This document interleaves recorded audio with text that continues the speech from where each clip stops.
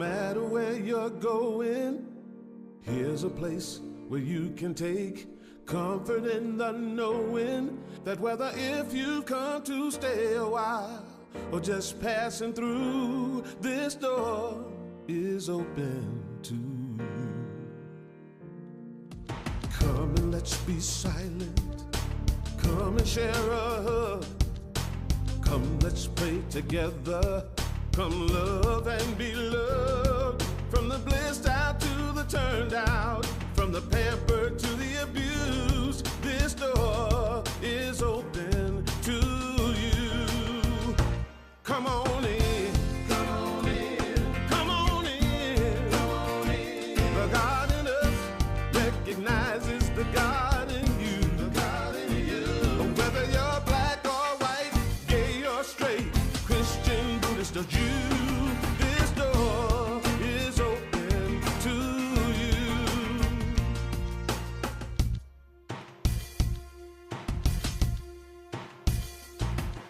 If there's some kind of trouble or pain you're going through, know that you are not alone and someone cares for you. As an individualization of divine point of view, this door is open to you. This door is open. This door right here, this door is open to you. Is open for you. This door is open to you. This door is open. I'm talking about this door. Good morning. This door is open for you. We had some technical difficulties in here. I believe our live streamers were hearing the song, but it doesn't matter what your religious tradition may be or none. We welcome you, each and every one, this morning, this beautiful Palm Sunday day. We always like to begin our time together in prayer, and so I invite you to turn your awareness within as we join together in a time of prayer. We greet this day with a newness of heart, of mind, of being. We greet this day with a sense of gratitude, the recognition that every day, every new day is a new opportunity, that life is truly a gift. Today we explore our life, the gift of our life, in light of our presence. What are we doing with our presence right here, right now? And so today, for this time together, a day to become seekers and finders, to be blessed and to be a blessing, we are truly grateful. Thank you, God, and so it is. Amen. You are a group of beautiful faces this morning. It's good to see each and every one of you that are in the building, and I invite you to turn and to wave at our cameras in the back as we welcome those that are joining us from wherever you are and whenever you are. We're so blessed. We have an amazing band at Unity. Our music director, Richard Schulman, is originally from New York, and he has needed to be back in New York quite a bit recently. But have no fear, we have with us today David Washington. David is certainly familiar with New Thought. He's been part of many different groups. He was part of Unity of Huntington in New York. Most recently served as a spiritual director at Unity for Spiritual Living right here in Asheville. So it's good to know that we could pull him out of semi-retirement and have him come over, joining with Dave, Joel, Pete, and Joey this morning. We just show them some appreciation. We want to thank them for being here today. We also acknowledge our Sunday school program. Reverend Gabby and Reverend Barbara Ann are here. We have a Sunday school program available right now. We don't yet have for the toddlers, for the smaller ones, but we do children that are older. So if you have any young people who would like to be a part of the Sunday school program, you can come over now, join the ones in the back, or go around the back, whatever is comfortable for you. But we tell our children that we love you, we bless you, we appreciate you, and we behold the divinity in you. So to our children, we love you, we bless you, we appreciate you, and we behold the divinity in you. Hope you have a wonderful Sunday school experience this morning. We want to thank you for being here this beautiful Palm Sunday.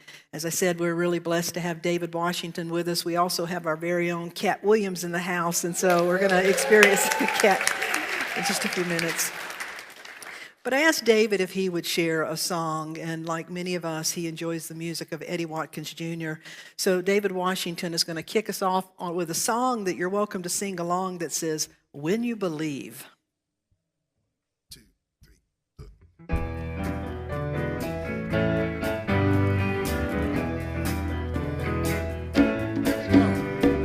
Anything is possible when you believe. Anything is possible when you believe. Faith can make a mountain move when you believe. Faith can make a mountain move when you believe. Don't you know that you can change your life when you believe? Don't you know that you can change your life when you believe in yourself? When you believe in yourself, when you believe in yourself, when you believe in yourself, when you believe, we're gonna make a miracle when you believe. Well, we're gonna make a miracle when you believe. We're gonna make a miracle. Everything you want, you got. When you believe, you want it, you got it, yeah. Everything you want, you got. When you believe, you want it, you got it. In yourself, when you believe in yourself, when you believe in yourself, when you believe in yourself, when you believe.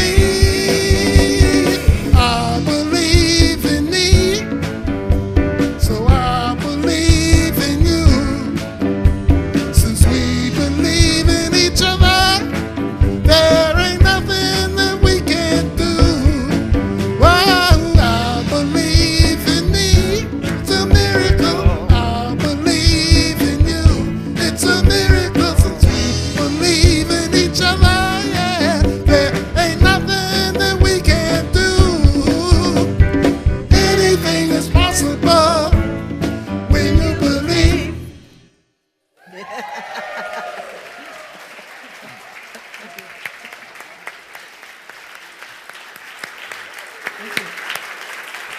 Oh, David Washington, so good to have you with us, and so good to have each and every one of you. I invite you, would you please stand and take this opportunity? We're not yet hugging. We are so thankful that masks are now optional, but would you take this opportunity? They're going to play that chorus one more time, and just take this opportunity to turn and to extend a namaste blessing to one another. Take this opportunity to wave at our live stream, and just allow yourself to connect with one another heart to heart, and to thank you so much for being here. Thank you. You may be seated. Today is Palm Sunday. I'm curious, how many of you in your spiritual past has Palm Sunday been significant for you? You'd raise your hands. How many of you really honestly didn't know a lot about Palm Sunday? Yeah. You know, I grew up in Eastern North Carolina. I grew up in the Pentecostal tradition, and for whatever reason, I mean, there was a lot of emphasis placed on Easter, but not so much Palm Sunday. So different spiritual traditions, different emphasis or lack thereof. But today we're going to look at it through a different lens, and also include some sharing from two of you today that are going to share just a little bit. I'm going to invite Kat up. She's going to share a song in just a moment, and I want to share with you, before she sings that song, a reading by Richard Rohr. Richard Rohr wrote to me something that's very poignant. He said, Christianity was meant to be a lifestyle, is a lifestyle. It was followers of the way. Christianity was meant to be and is a way of being. A way of being in the world that is simple, that is nonviolent, that is shared, that is compassionate, that is loving. That's the hands, the feet, the arms of God. However, we've made it into an established religion and all that goes with that. and unfortunately quite often have avoided the lifestyle, the way of being that it's originally meant to be. And in so doing, it allows an individual or a group of people to literally be warlike, greedy, racist, selfish, vain.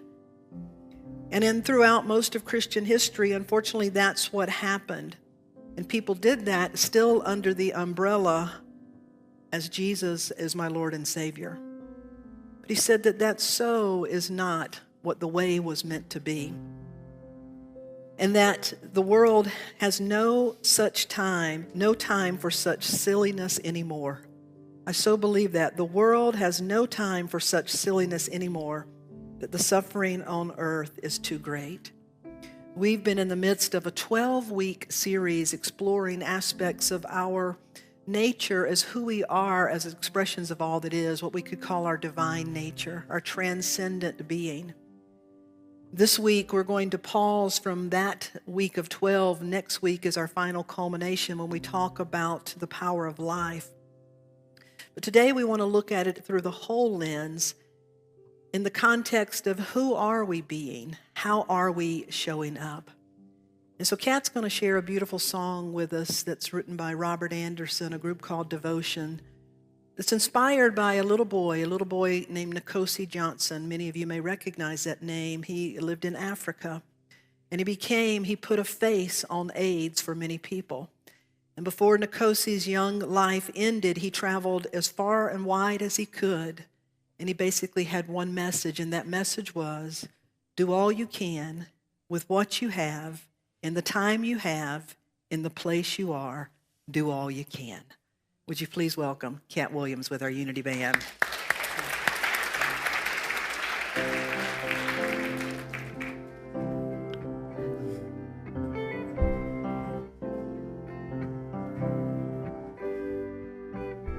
One little boy in Africa, he put his face on it,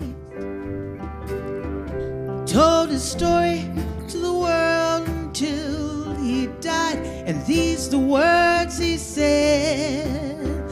He said, do all you can with what you have, in the time you have, and the place you are. Do all you can. Do all you can. Holy Mother from India, helping the sick and the poor.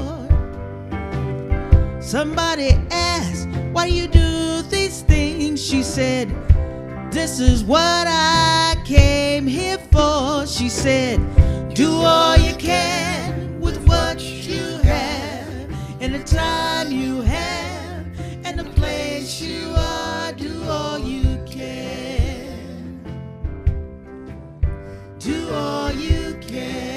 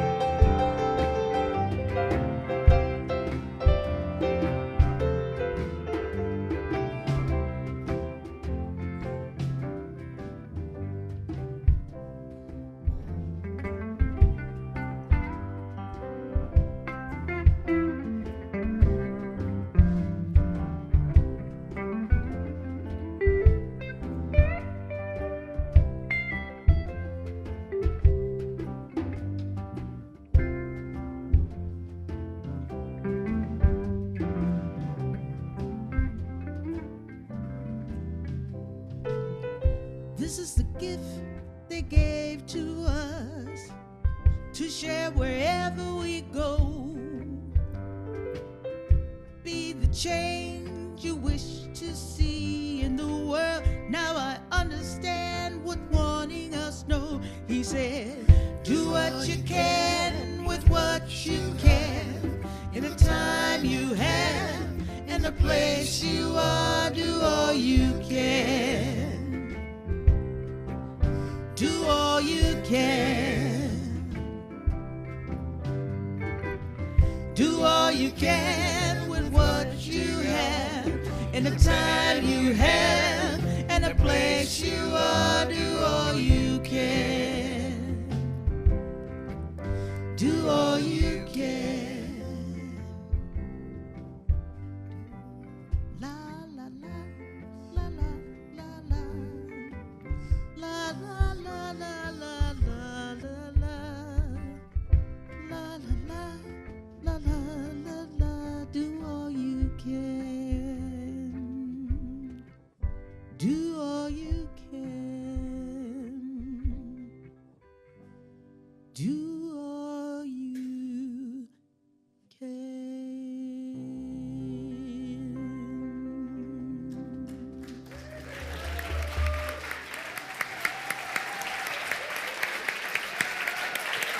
Thank you so much.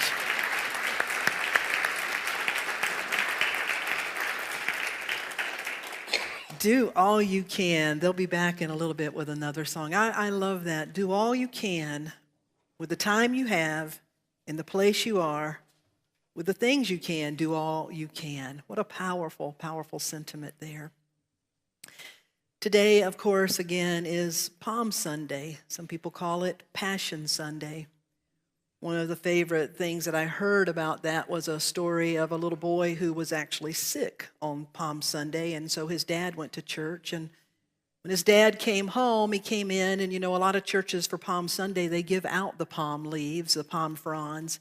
And so Dad came home with a palm frond, and he laid it down, and the little son said, "Well, what is that?" And Father explained to his son, he said, "Well, today was Palm Sunday," and he said, "It's the Sunday where Jesus comes riding in on the donkey, and we had palm fronds." The little boy said, "Really? The one Sunday Jesus showed up with his donkey and I wasn't there."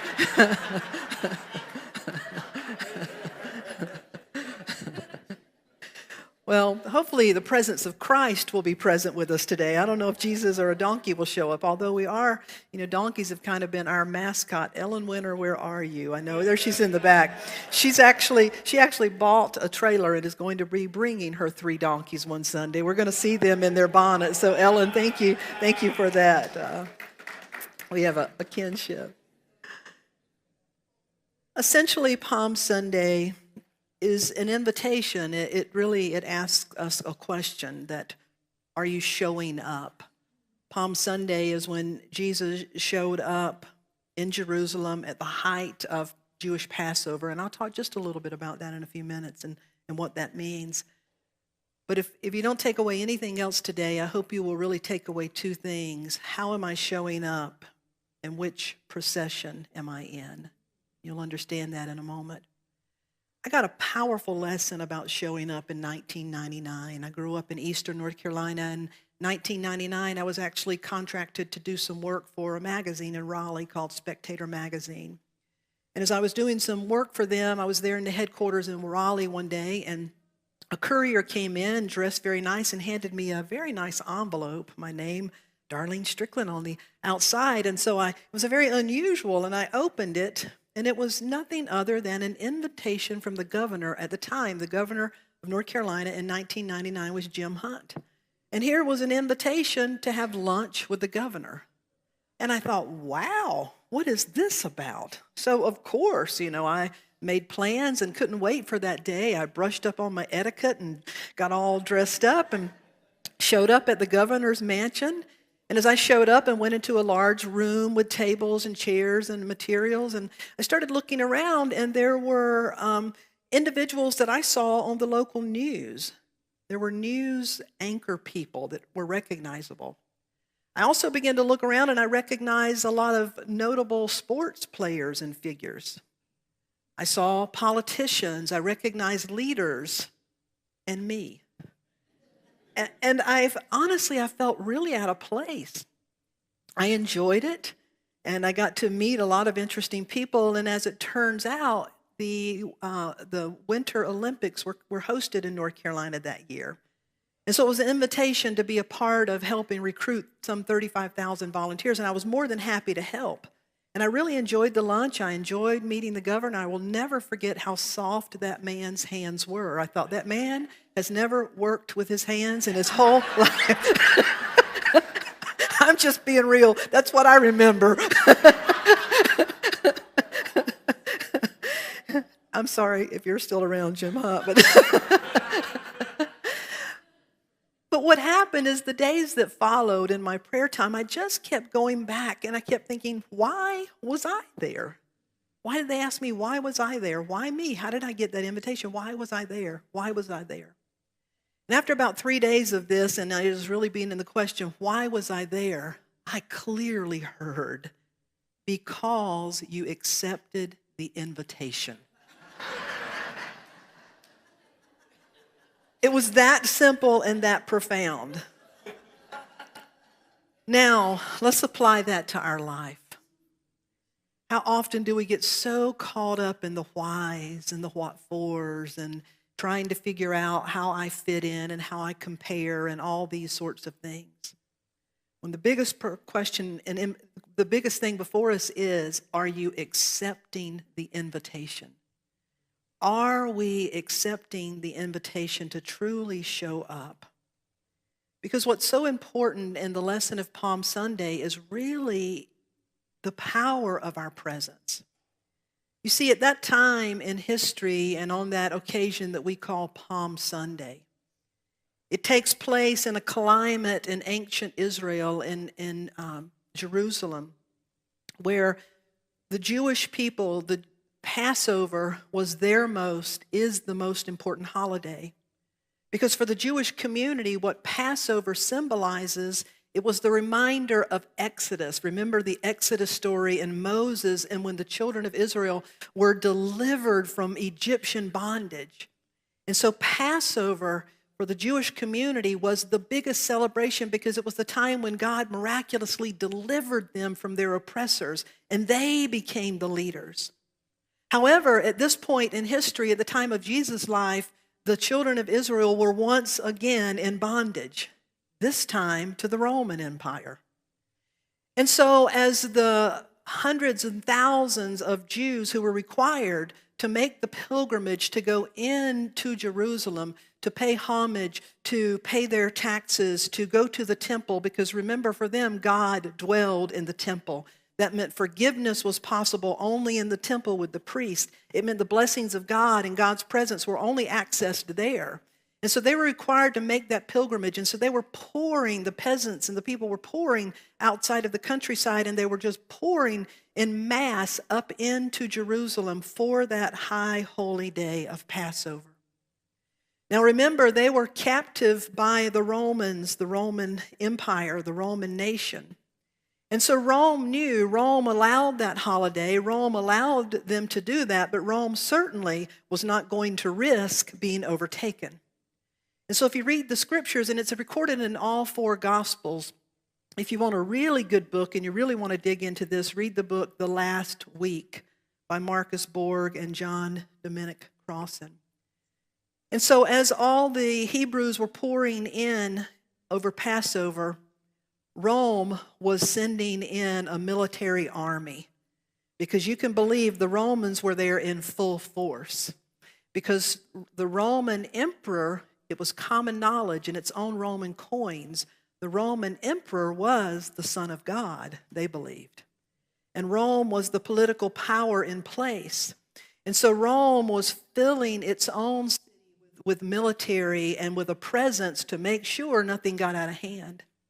And so what was happening is, coming into the west side of Jerusalem, it says that Pontius Pilate led this big military parade, if you will. Pontius Pilate was coming into Jerusalem right at that time. And the interesting thing that when people celebrate Palm Sunday, a lot of people don't realize this, but when Jesus borrowed a donkey, a young colt, and when Jesus made the procession into Jerusalem from the east side, it was a counter procession to what was going on. There were two processions taking place that day. The writer Marcus Borg and John Dominic Crossan said, Jesus' procession deliberately countered what was happening on the other side of the city. Pilate's procession embodied the power, the glory, the violence of the empire that ruled the world. Jesus' procession embodied an alternate vision, the kingdom of God. The contrast between the kingdom of God and the kingdom of Caesar, or the kingdom of power, or the kingdom of the world, is not only central to this time, to this gospel, or even to Christianity. It's the great dynamic, it's the great contrast and question we all find ourselves in. Which procession am I in?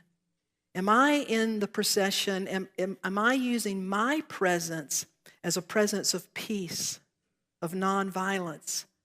What Gandhi and Dr. Martin Luther King called your soul force. Am I showing up and using my presence as a soul force, as a benevolent presence? Or have I somehow got caught up in the other power struggle, the power versus force? So which procession are we in, and how are we showing up? Today I've invited two people from the congregation. I asked them to share a story. I didn't give them a lot of direction other than to say, what is something that speaks to you about the power of your good nature and showing up as a benevolent presence? I want to ask Sharon E OConnell to come up first. Sharon is just a beautiful presence in our congregation and a wonderful storyteller. And so, Sharon, I'm going to invite you to share first. Thank you. Good morning. Hold your mic really close, if you will. There you go. I grew up in a remote group. It wasn't even a village here in western North Carolina. And one of the only social aspects of my life, because we lived so far away from each other, was to go home with a friend after church on Sunday, or better yet, on a Friday night after school when there wasn't school the next day. I had two close friends, and one of those friends had a mother and a father who were very grumpy. And they were always catching us doing the wrong thing and complaining, and I would always invite her to my house because I didn't want to go to her house. And then there was Mrs. Mullinax and her husband. She was a first grade teacher, and she had the most wonderful presence. She was happy. She was laughing all the time. Even when she reprimanded us, there was a twinkle in her eye. She was a great disciplinarian and very loving. So on one Friday night, I was invited home with my friend, and I had been there throughout the summer off and on. And again on that Friday night, I heard the conversation between Mr. and Mrs. Mullinax that went like this. No, Daddy, we cannot afford a car, but I want one. No, maybe next year we can get a car, but I want a new car. No, it will put us in a financial squeeze. I know, but I really want to get this new car. And she said, well, maybe next year we can get a used car. And he shook his head. Now, this conversation had been going on all summer long. The next day, she made pancakes and bacon for my friend and me. It was just wonderful, and Daddy was gone. Daddy Mullinax was gone. And there we are sitting, and she's chiding us for getting the maple syrup on our pajamas a little bit, smiling. And we hear a toot toot. And my friend runs to the door and goes, ah! And then Mrs. Mullinax, who was standing at the kitchen sink looking out the window, goes, ah! And she froze, and I froze. Now, my friend's out of the room, and I was on tenterhooks because I knew how that would end at my house, not very happily. And she said, I think you need to run outside and see what Daddy's done. So off I went, and in about a minute, Mrs. Mullinax walked outside, and she had the dishcloth over her shoulder, and she was wiping her hands on the apron and smiling. And she said, Lord, Daddy, look what you've done. That is the reddest car I have ever seen. She was smiling and laughing, and they did the proverbial kicking the tires and cranking the windows down before electric windows. And he said, well, if y'all would get out of your house dress and pajamas, we'll go on a drive. And just as quick as water off a duck's back, we changed and we were outside in that car taking a drive. And the drive ended up at Freeman's Lunch and Cafeteria that had hamburgers and hot dogs and milkshakes to go. So we gave him our order because, of course, the point was to eat inside the new car. And my friend and Daddy Mullinax went in, and Mrs. Mullinax sat there, and I said, I am so confused. You did not want a new car. I've heard this all summer. What happened? She said, Lord, child, if you can do something about it, do it. And if you can't, you've just got to accept it and go on. Now, I have heard that message many times now from Gandhi and MLK and the Christ and the Buddha and all of the great spiritual masters. That was a gift that she gave me that day that I learned by her presence. And as for the hot dog, it was the best one I ever ate. Thank you.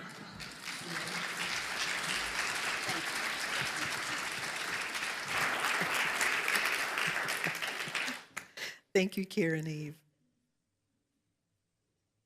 Greetings and good morning. I'm Sharon Oxendine and a proud member of this congregation. Sacred Giving by Joseph Brucock.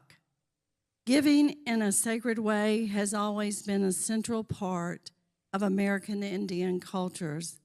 It may be a means of giving thanks, of bringing people together, of gaining honor, of distributing material goods so that all may survive. It maintains the balance that is needed to hold a nation together and to keep an individual in the right relationship with him or herself.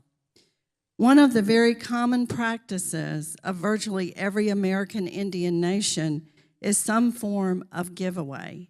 Even today, if you go to a gathering, a powwow, a traditional wedding, a naming ceremonial, a burial, a giveaway may be part of the event. It consists of first spreading out a large blanket on the ground. Whoever is holding the event, usually the host family or organizer of the event, places various items, things that mean something to the person. This is not the time to clean out your closet or get ready for Goodwill. This means it's time for you to give away what is most precious to you. An Arapaho story that Joseph Brucock shares is that an oldest son of a family joined the United States military and was sent overseas into a dangerous combat zone. And as soon as he left, his family began making and collecting star quilts and Pendleton blankets. So if you know what Pendletons are, they are very, very beautiful blankets. The family of that young man also collected other items of all sorts, spending an immense amount of time and money in the process. Their intention was to have a giveaway when their son returned home safely. Their acquisition of all those goods was a sort of promise to the Creator that they would honor the gift of their son's return through this ceremony. Well, sure enough, their son returned and the giveaway was held. And when they did, everyone in the community came, hundreds of people came. They gave away their radio, their television, their personal computer, their truck. And finally, this family gave away their house. They loved their son, and they honored the Creator. And though they had nothing material left at the end, they had the satisfaction of having done something truly sacred. And they were cared for by others in the community as the gift moved in their direction. I grew up in a family where this type of giving was always seen by me and by the rest of our family members. In my community, I have participated in giveaways and throwing the blanket. About 10 or 15 years ago, I heard the Creator tell me, clear your altar, which meant everything that I had on my altar that was precious to me, that I was to give away, even to strangers. These were items that Native teachers had given me, medicine items that I could never replace. And yet I did it. I won't tell you, I can't remember what was replaced, but I know now I have an altar with lots of precious things on it. Yesterday, I learned another type of giveaway. My community called for a ceremony yesterday. It was to be held outdoors. There was some of you here that were there. I said, let's don't do the ceremony, let's change it. The weather was bad. We couldn't have a fire because yesterday was a burn day. I didn't want to do it. I didn't want to be uncomfortable.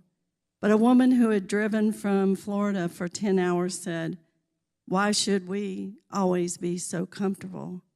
So she said, why don't we come together in prayer for each other, for our community, for our country, for Ukraine, for what's happening. For 6 hours, I sat in a circle with other people. We prayed, we laughed, we cried, and we gave away what we had. Our most precious thing was our presence. I don't regret it today. It was uncomfortable. I didn't want to do it. The wind was blowing. It was freezing cold, and you know that yesterday. But it was the most precious giveaway I've been a part of. Thank you.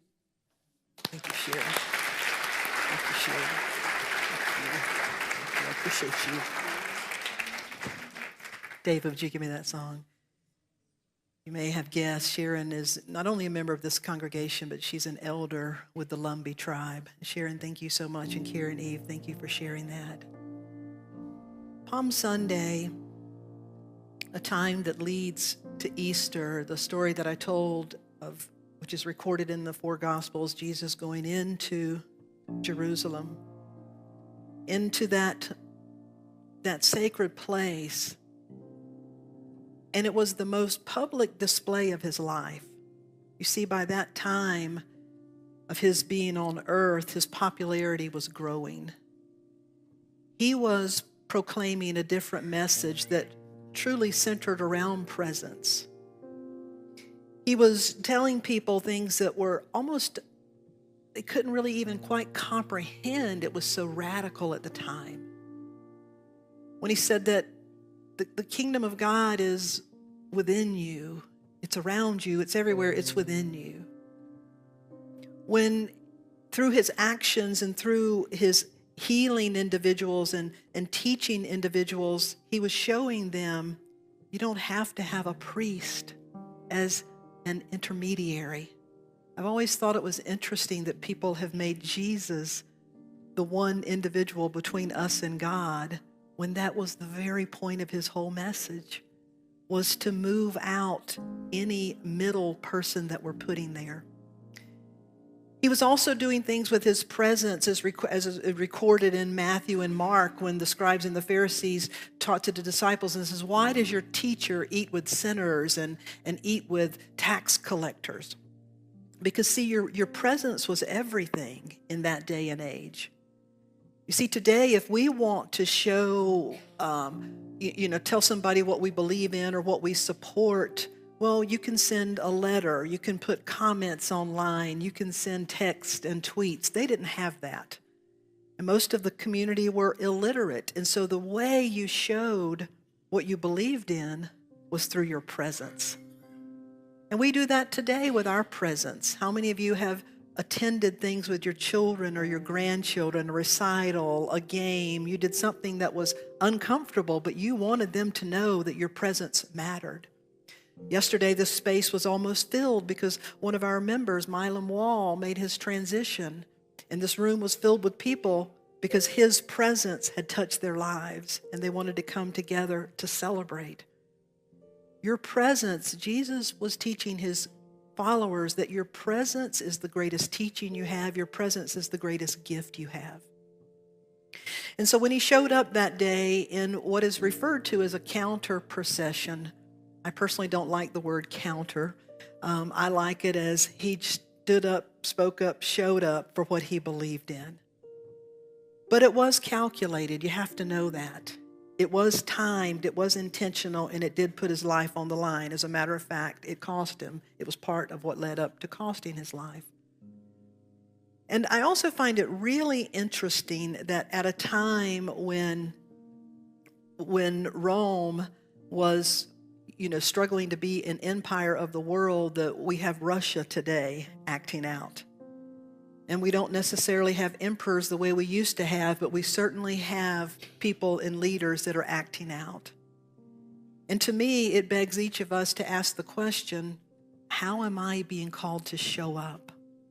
How am I being inspired to write a letter to my politicians? How am I being inspired to support the people of Ukraine? How am I being inspired to do everything that I can do so that I become an individual of peace and nonviolence and compassion, so that I can be the change, so that I can be the way? That's what he was offering that day.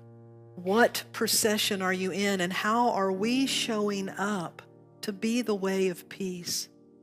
He borrowed a young donkey, which is very symbolic. You see, political leaders ride in on big stallions. He borrowed a young donkey, teaching us humility. And who are we to believe that we ultimately possess anything except the gift of what we can give in this life? This week in Palm Sunday is our invitation to decide how we're showing up. And the power of our presence, the gift of our presence. As Karen Eve said, there's sometimes when you can't do anything about it, and you just need to take that deep breath and show up as a presence of love and acceptance. As Sharon said, there's always a time for us to listen to guidance. And whether you're called to give something from your altar, or give a word of kindness, or give your consideration, or your forgiveness, or your attention, how are we being called to show up? We want to share a song that'll take us into a time of meditative prayer. The song is written by Aaron McGawkin, and it says, these hands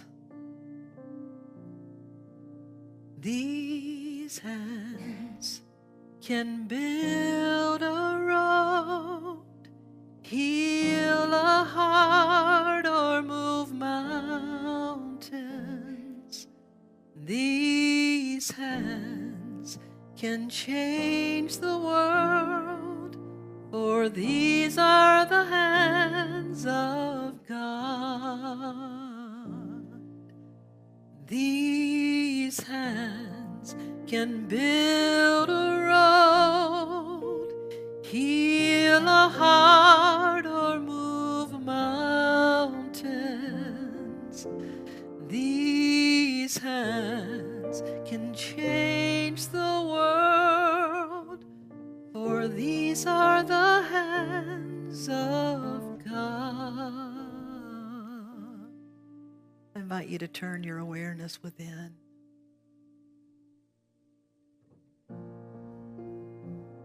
As we turn our awareness within, I invite you to just let your shoulders drop a little bit more.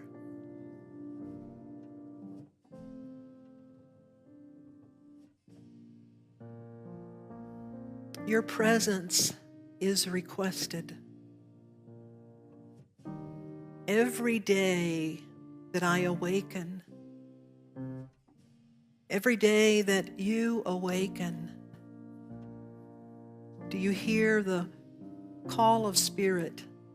You hear the song of your soul that says, your presence is requested. Your life has been activated again. Your vitality, your force. You are alive, alert, awake, and maybe you are even enthusiastic.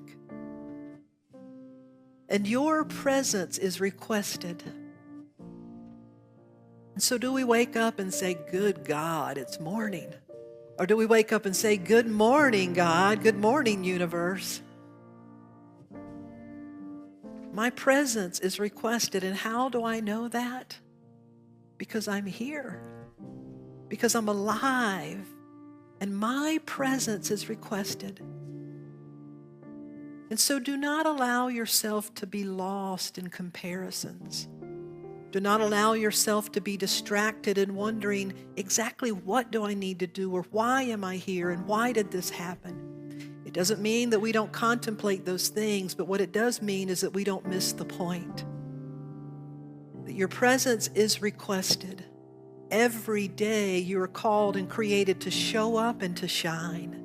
And how do you do that? Well, only you know how to do that. And so how do you do that?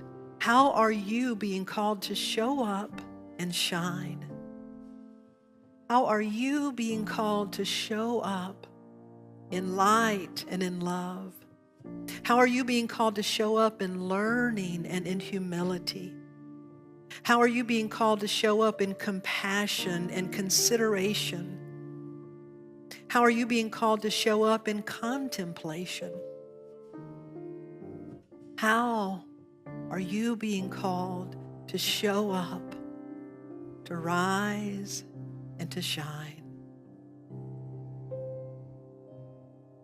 For these hands can build a road, heal a heart, or move a mountain. These hands can change the world one act at a time. These are the hands of God. These hands can build a road, heal a heart, or move mountains. These hands can change the world, for these are the hands of God. One more time. These hands can build a road, heal a heart, or move mountains. These hands can change the world, for these are the hands of God. Would you please stand? We're going to sing it through one more time, and I'm just going to ask you to take this opportunity to extend your blessing to one another and to those that are joining us virtually. We know that these hands can build a road, heal a heart, or move mountains. These hands can change the world, for these are the hands of God. This heart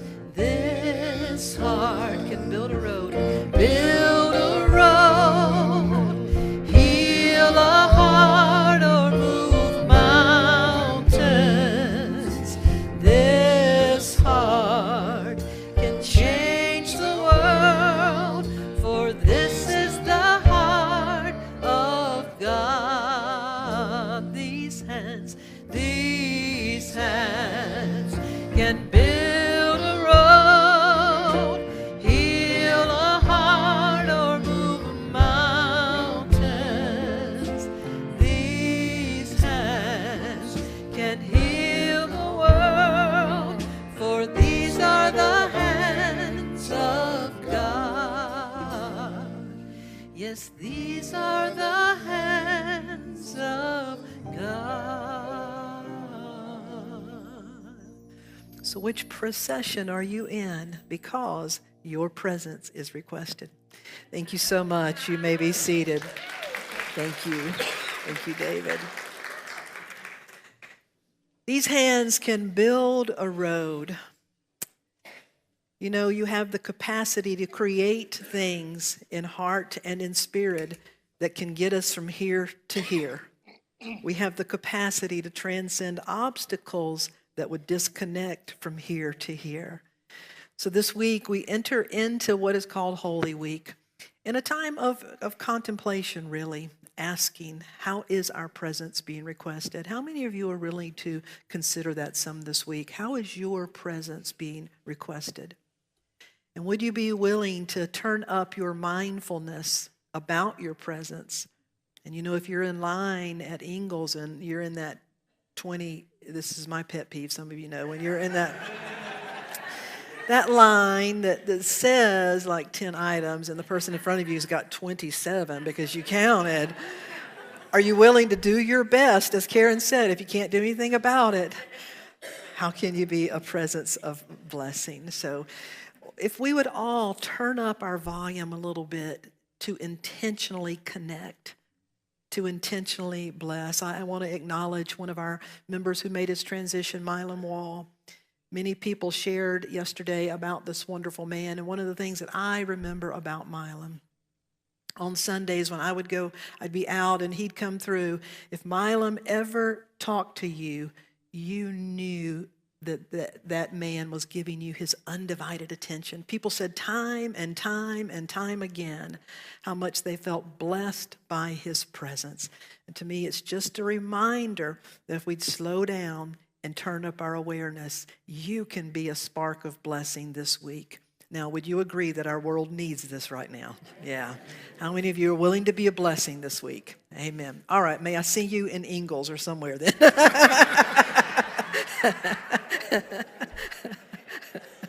For our live streamers, that's the closest grocery store to this church, but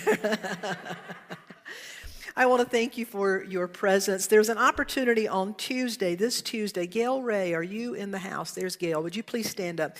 Gail's going to be out in the foyer area. On Tuesday, starting tomorrow, actually, a local landscape company called The Potting Shed is going to be here. Many of you know we did some capital improvements, and now it's spring, and we're ready to do some improvements on our grounds. And so starting tomorrow, that's going to take place. On Tuesday, any of you that like to play in the dirt, any of you that are willing to come out and help, it will help us save some money because we cut down on the labor. So if anyone is available Tuesday and would like to participate, Gail Ray in the pink top will be out in the lobby and she can tell you how you could do that. So I want to thank each and every one of you for the many ways that you show up. There's just so many. There was a group of you that provided food. Phoebe Reed in the back took the lead on that and providing food on behalf of our community yesterday for the family that was here. And you know, a lot of you don't see what goes on behind the scenes and throughout the week, but would you just give yourself and one another a hand? Let me tell you, you show up beautifully. You just show up beautifully doing so many things. I also want to thank you for your faithful financial support. We no longer are passing the offering collection plate. Most of you are giving online. I want to thank our online viewers as well for your support. There is a blue box in here if anyone would like to leave an offering. We just know that if everyone does what's theirs to do, it works. And so I thank you for that. Cat Williams is going to really put the emphasis on this message today with a song that we love that says, I am the place God shows up.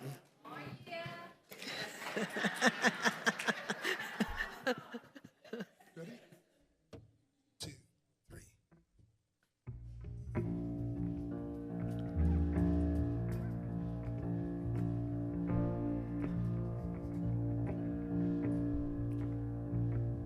Am I strong enough to bear the burden that sometimes comes with living this thing called life? Am I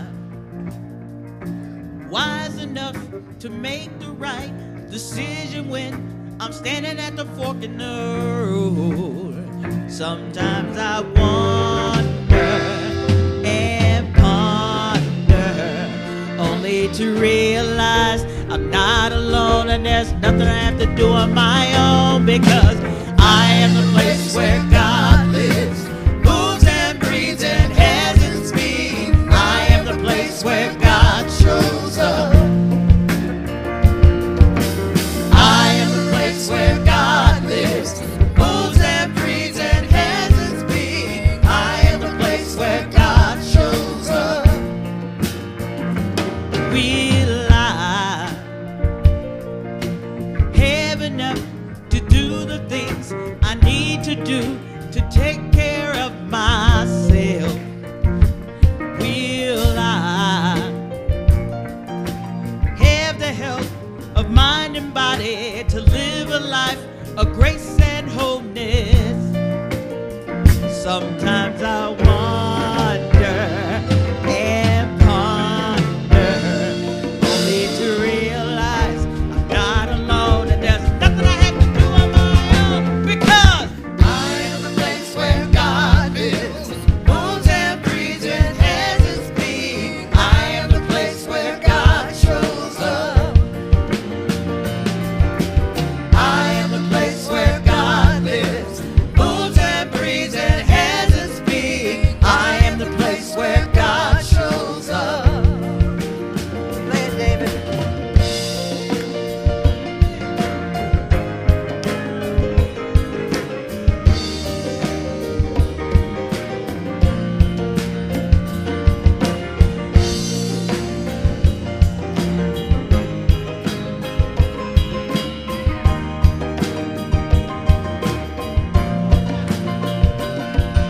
it, Dave.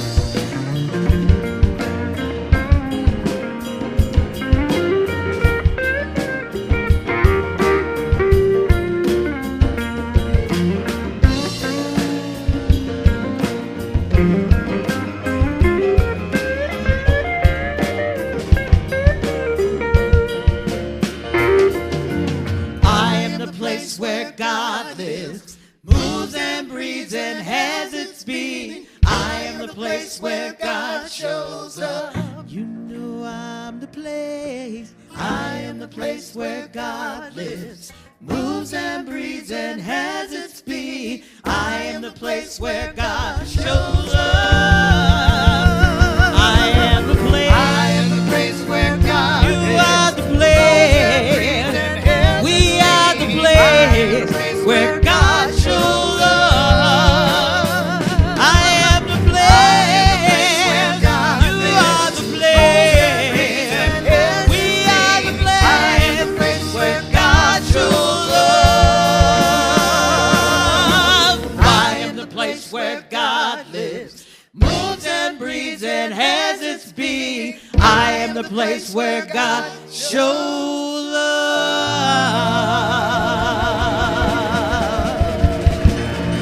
Yes.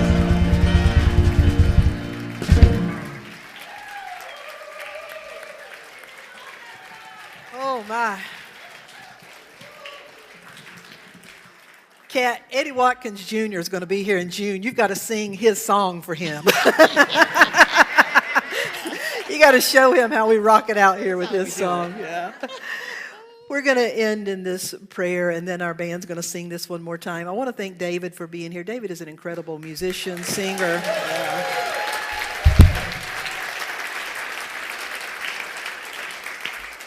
After they play the song again, he'll meet you out. He's got a table with some CDs if you would like to support him and enjoy that music. Also, we invite you back for Easter, and we are just one service for Easter, but we're going to open up the patio. We have chairs that we'll be putting out there, so it will spill over. So we'll look forward to seeing you Easter as we celebrate in grand style together. Kat, Shovels for the snow? well, if it snows, we will. If it snows, God only knows what we do, but I guarantee you it'll be interesting. Kat is actually working next week, but we have Mary Kay Williams, Randy Hale, and Rhoda Weaver with us. And Richard's back from New York, so we're going to have a great time next Sunday. Let us close with this prayer by James Dillard Freeman. This is the prayer that astronaut Buzz Aldrin actually took this to the moon. This prayer is on the moon, and it goes like this. The light of God surrounds us. The love of God enfolds us. The power of God protects us. And the presence of God watches over us. Wherever we are, God is. And all is well, because all that you are is an expression of God, all that is. Kat, would you sing us out? Have a wonderful time this week. Am I strong enough to bear the burden that sometimes comes with living this thing called life? Am I